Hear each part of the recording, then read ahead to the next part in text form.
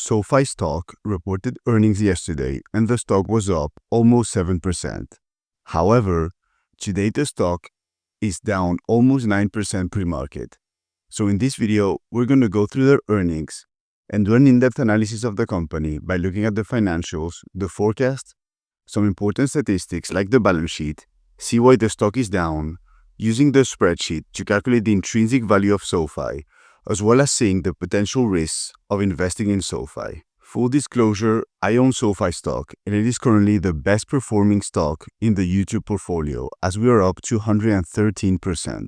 SoFi reported amazing Q2 2025 earnings as they beat on revenue, on EPS, and they raised guidance. They reported 8 cents per share in EPS, topping the average analyst estimate of 6 cents per share. And revenue was $852 million, beating the 804 consensus, so huge beat. And SoFi's Q2 spotlight was the 72% year-over-year surge in free base revenue, now making up 44% of total revenue. A clear sign that is shifting from a lender to a platform-first business, which I completely agree. So this makes the business less risky. And as Anthony Noto, the CEO, said, we accelerated adjusted net revenue growth to 44% year-over-year, the highest level in 2 years, driven by record high new numbers as well as new products, and an increase in fee-based revenue. So their earnings were amazing, so why is the stock down? SoFi stock is down almost 9% pre-market because of a $1.5 billion share offering. We will cover this later when we take a look at the main risk of investing in SoFi stock, but this is very bad for investors and something to look up to. If we start looking at their financials, SoFi's revenue has been insane and has seen insane growth, and it is currently at $3 billion. They are growing revenue almost by 30% every year, which is insane. If we take a look at their profit, this used to be an unprofitable company. But since a year ago, they have started to turn into profitability. And they have very good margins, so I expect net income to keep growing. It is currently at $542 million. And as I said, they have very good margins, with net income currently being at around 18%.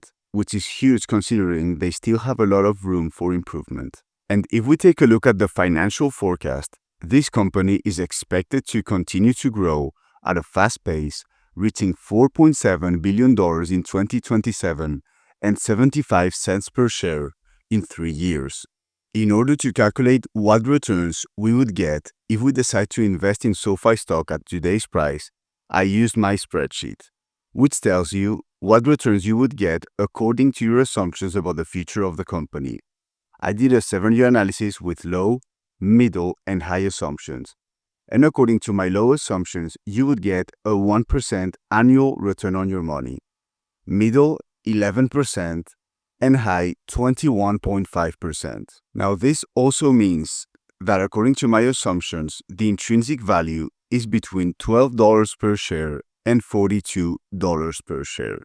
And I believe my assumptions are reasonable because I have the company growing 15% annually for the next 7 years on my low assumptions, 20% on the middle, and 25% on the high, averaging a profit margin of 15, 20, and 25%. I assigned a PM price to free cash flow at the end of the 7 years of 18, 20, and 22.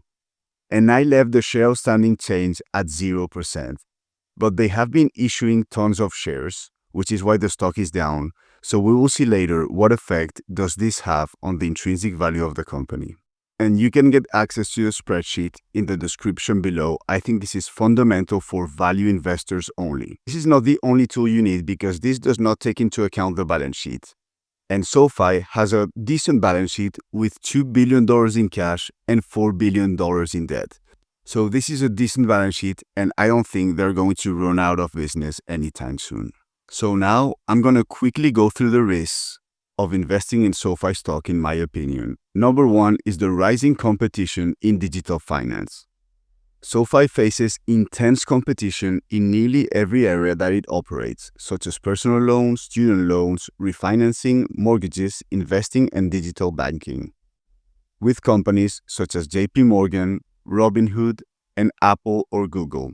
However, the good thing about SoFi is that it combines everything into one.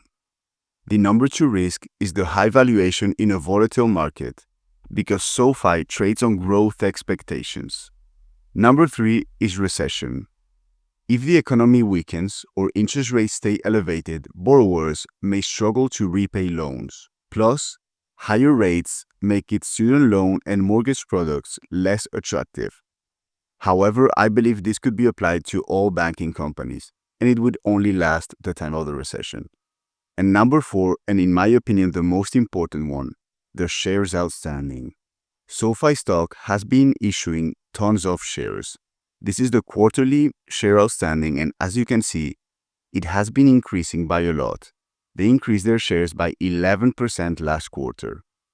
Now, what this does for an investor is that you own less of the company and you have less returns. For example, if a company has 10 shares outstanding and you own 1, you own 10% of the company. If they issue 2 more shares, there are now 12 shares outstanding. So you are now sharing the profits with 2 more people. You now own 8.3% of the company instead of 10%. And as I said before, this is why the stock is down. Now, this hurts the intrinsic value of the company by a lot. So, as I said before, for the share outstanding change, I put 0%. However, if we assume that they now issue, let's say 5% of the shares annually for the next 7 years, as you can see, the intrinsic value has decreased significantly. So I hope they stop doing this in the future. As a consequence, your returns will suffer. As you can see, according to my low assumptions, now the returns is negative 3.5% annually, middle only 6.5%, and high 16%. In conclusion, I believe SoFi is fairly valued and can still have a lot of upside potential, but obviously you're not going to get the same results as if you invested in the company when it was $7 a share. I am personally not going to add more shares in the portfolio because the cost basis is very low at $7.2 per share. I hope you found this video valuable. Let me know what you think about SoFi stock in the comments, and I'll see you in the next one.